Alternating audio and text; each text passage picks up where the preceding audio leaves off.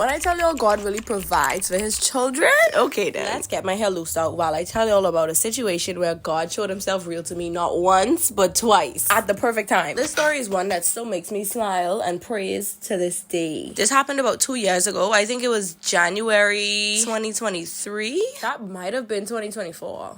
Honestly, it feels like yesterday. Now, that January, I was on a fast. I did a Daniel fast for the entire month of January, and the first day of my fast ended up being within my last week of vacation. So if you're unaware of what a Daniel fast is, it's basically a fast where you only eat things that are grown out of the ground based on the book of Daniel. I was set to leave in about 3 days or so I didn't want to go to the store to buy any groceries that I wasn't going to be able to take back home or finish eating before I leave. So for those 3 days, I ate the most potatoes that I ever ate in my entire life.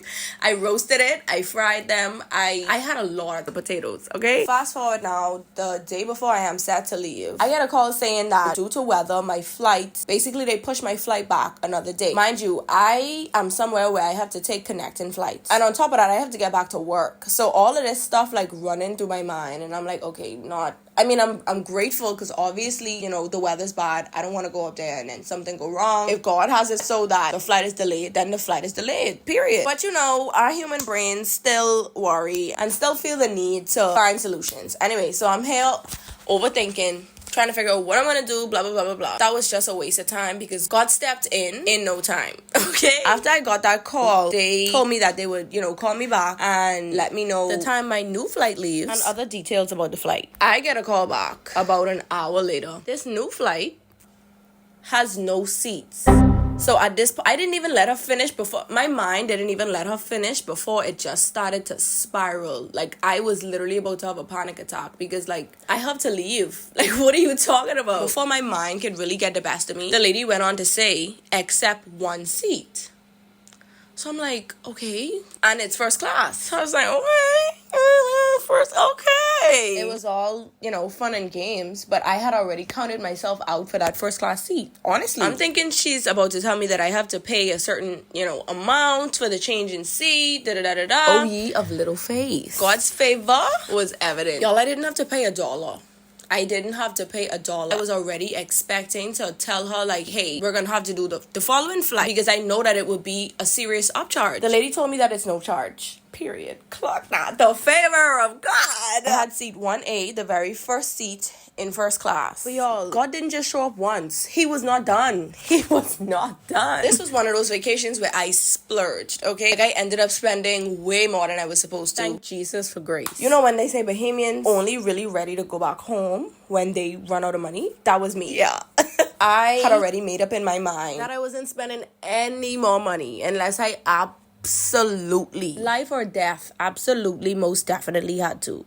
Mind you, I have a 7 to 8 hour travel day ahead of me. I'm gonna have to eat. I didn't even think about that. And I was on a fast. A Daniel fast. Here go my brain again, trying to decide if I should try to find something that is Daniel fast compliant in the airport, or if I should just eat before I get to the airport and just tough out the travel day, or if I should just say scratch this fast and start it over when I get back home. Listen, not only did God upgrade my seat, y'all, this man also provided more meals than I could possibly finish and endless snacks. And I know y'all ain't about to believe me because I couldn't even believe it myself. Every last snack that they offered in first class was Daniel fast compliant. I don't remember the snack. I know they had hummus and whole wheat crackers. They had fruits.